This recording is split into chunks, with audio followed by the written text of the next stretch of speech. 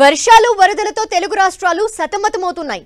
బంగాళాఖాతంలో ఏర్పడ్డ అల్పపీడన ప్రభావంతో ఆంధ్రప్రదేశ్, తెలంగాణ రాష్ట్రాల వ్యాప్తంగా భారీ వర్షాలు కురుస్తున్నాయి. జలాశయాలు పూర్తి స్థాయిలో నిండిపోయాయి.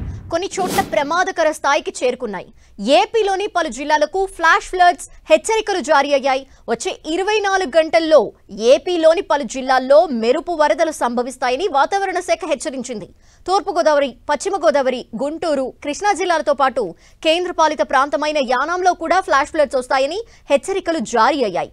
ఉమ్మడి పశ్చిమ గోదావరి జిల్లాలో 2 రోజులుగా కురుస్తున్న వర్షాలతో లోతట్టు ప్రాంతాలు జలమయమయ్యాయి. కొన్ని ప్రాంతాల్లో వర్షపాతం ఎక్కువగా నమోదు కావడంతో డ్రైనేజీలు పొంగి పొర్లుతున్నాయి. తెలంగాణలో అనేక చోట్ల వాగులు పొంగి పొర్లుతున్నాయి. ఉమ్మడి ఖమ్మం జిల్లా వ్యాప్తంగా వర్షాలు దంచి కొడుతున్నాయి.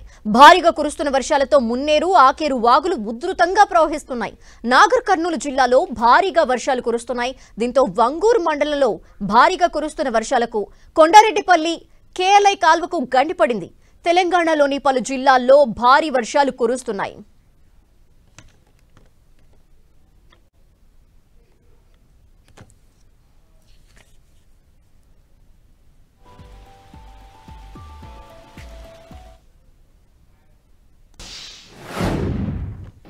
ప్రస్తుతం ఈ ఫ్లాష్ ఫ్లడ్స్ హెచ్చరికలు, కురుస్తున్న భారీ వర్షాలకు సంబంధించి మనతో పాటు మాట్లాడేందుకు వాతావరణ శాఖ అధికారిని నాగరత్నం గారు సిద్ధంగా ఉన్నారు. వారితో మాట్లాడదాం. నమస్తే అండి. నమస్తే అండి. ఫ్లాష్ ఫ్లడ్స్ హెచ్చరికలు కొంత భయం కలిగిస్తున్నాయి. ఇప్పుడు పరిస్థితి ఏంటి? వర్షాలు ఎలా కురుస్తాయి? మొత్తం ఏమవ్వబోతోంది అని సో ఏం చెప్తారు? ఎలా ఉండబోతోంది వచ్చే 2 రోజుల్లో?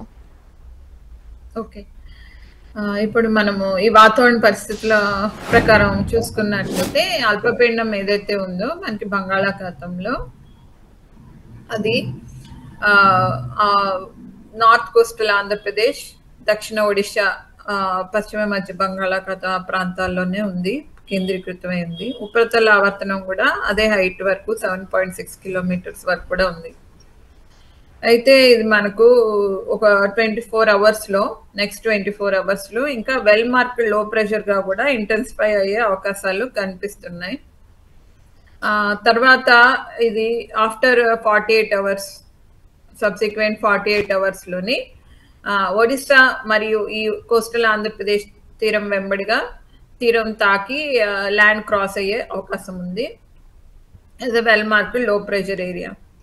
యాక్చువల్లీ మనకి చూసుకుంటే కనుక దీని ప్రభావం మనకి ఎక్కువగా కూడా రానున్న 3 రోజుల వరకు కూడా తెలంగాణలో ఉత్తర జిల్లాలు, ఈశాన్య వాయు జిల్లాల్లో ఎక్కువగా ప్రభావం కనిపించే అవకాశం ఉంది.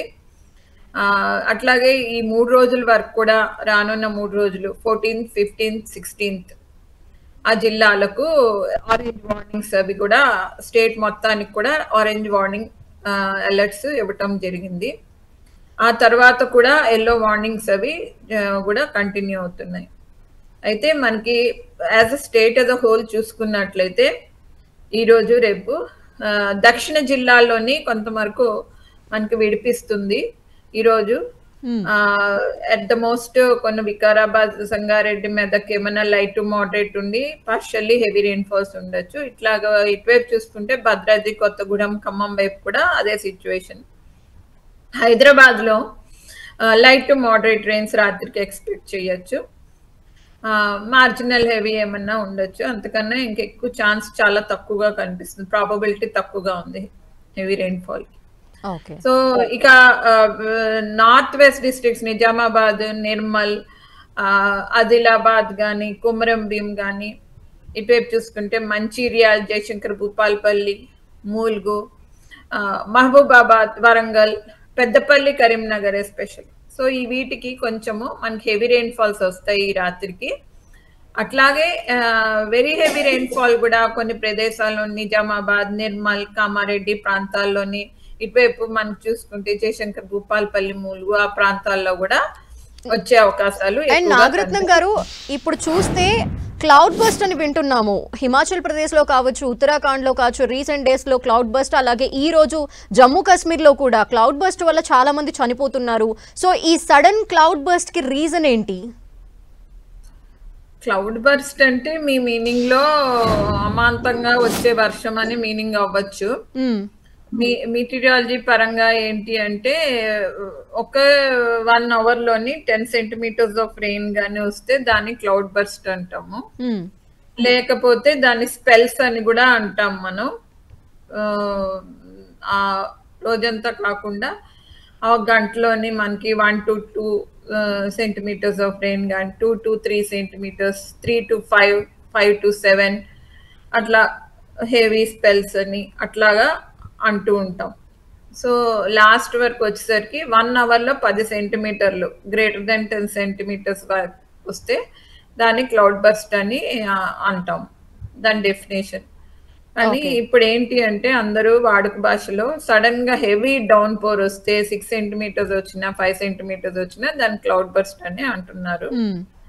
సో యాక్చువల్లీ ఇలాంటి సిచ్యువేషన్స్ ఏంటంటే ఓరోగ్రఫీ ఎఫెక్ట్ వల్ల ఎక్కువగా వస్తుంది. ఓరోగ్రఫీ అంటే మౌంటైన్స్, హిల్స్ ఇవన్నీ ఉన్నప్పుడు అక్కడ పైన ఒక డేలో కాదు, అది 1 or 2 days లో అక్యూములేట్ అయినటువంటి క్లౌడ్ మెల్లిగా మౌంటైన్ పైనకి వచ్చి హిల్ ఏరియాస్లోకి, తర్వాత మన్నాడు హీటింగ్ ఎఫెక్ట్కి క్లౌడీనెస్ ఎక్కువ అయిపోవడం వల్ల అమాంతంగా వర్షం కురుస్తుంది. అంటే క్లౌడ్ బర్స్ట్ అనేది హిల్ ఏరియాస్ లో ఎక్కువ జరుగుద్ది అంటారా? హిల్ ఏరియాస్ లో ఎక్కువగా జరుగుతుంది, ఫారెస్ట్ ఏరియాస్ లో ఎక్కువగా జరుగుతుంది. అంటే ఆల్ ఆఫ్ సడన్ వస్తున్నాయి అంటే చిన్న చిన్న వర్షాలు పడతాయేమో అని అనుకునే వాళ్ళకు ఒక్కసారిగా ఈ క్లౌడ్ బర్స్ట్ వల్ల ఏం జరుగుతుందో తెలియని పరిస్థితి, అండ్ వాళ్ళు సేఫ్ గార్డ్ చేసుకోలేని సిచ్యువేషన్. సో ఇలాంటి టైంలో వాళ్ళు ఏం చేస్తే బెటర్ అంటారు? అదే అమాంతంగా వర్షం పడినప్పుడు రూరల్ ఏరియాస్ లో, విలేజ్ ఏరియాస్ లో అదైతే సేఫర్ ప్లేసెస్ లోకి వెళ్ళాలి.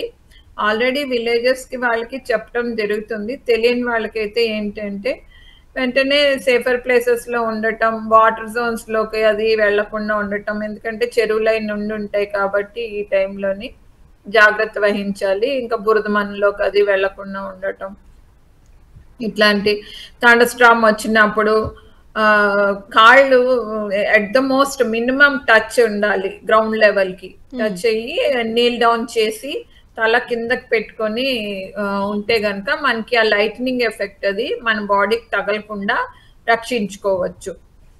అదొకటి.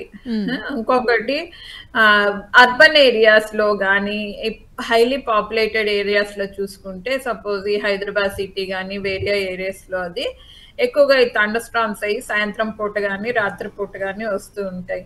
అలాంటప్పుడు ఏంటి అంటే ట్రాఫిక్ కూడా ఎక్కువగా ఉంటుంది. సో అట్లాంటప్పుడు వర్షాలు అయి పడుతూ ఉండటం వల్ల అందరు వెహికల్స్ ఆపేసుకుంటూ ఉంటారు, లేకపోతే ఇంటికి వెళ్ళే హడావుడిలో ఉంటారు. సో ఈ ఎంత మనం 3ంటికి వస్తుంది 4ంటికి వస్తుంది అని చెప్పినా కూడా ఇది ఒక నేచురల్ ఎఫెక్ట్ కాబట్టి రెయిన్ అనేది 3ంటికి రావాల్సిన 4ంటికి కూడా రావచ్చు. సో ఆ చేంజెస్ ఉంటాయి టైమింగ్స్ లో అవి. సో అలాంటప్పుడు ఆ రాడార్ వ్యవస్థ చూసుకొని మనం ఫాలో అవ్వచ్చు. ఓకే. అండ్ నాగరత్నం గారు, ఇప్పుడు ఏపీకి చూస్తే ఫ్లాష్ ఫ్లడ్స్ అంటున్నారు. ఈ ఫ్లాష్ ఫ్లడ్స్ అంటే ఏంటి, అవి ఎలా, అంటే ఎంతవరకు ఎఫెక్ట్ చేస్తాయి, ఏం చేయాలి? ఈ ఫ్లాష్ ఫ్లడ్స్ యాక్చువల్లీ తెలంగాణకు కూడా ఈరోజు ఇచ్చాం మేము, not only Andhra Pradesh. Flash floods అంటే ఏంటి అంటే మనకి సాచురేషన్ కెపాసిటీ అది ఎక్కువగా ఉంటే గనక ఇవి 6 hours నుంచి 3 hours వరకు కూడా మనకి హెవీ రెయిన్ఫాల్ అది పడిపోతే గనక అప్పుడు ఇలాంటి ఫ్లాష్ ఫ్లడ్స్ అవి వస్తాయి. ఎక్కువగా అది సాచురేషన్ అయిపోయి ఉంటే ఆ soil, suppose extremely heavy rainfall వచ్చేస్తుంది ఒకేసారి. సో అప్పుడు అక్కడ ఉన్న సాయిల్ ఆల్రెడీ సాచురేట్ అయ్యింది. సాచురేట్ అవడం వల్ల ఇంకా దానికి ఆ సింకింగ్ కెపాసిటీ తగ్గుతుంది. అక్కడ తగ్గినప్పుడు ఫ్లాష్ ఫ్లడ్స్ వస్తాయి. సో ఇట్లాంటి ఫ్లాష్ ఫ్లడ్స్ అవి కామన్.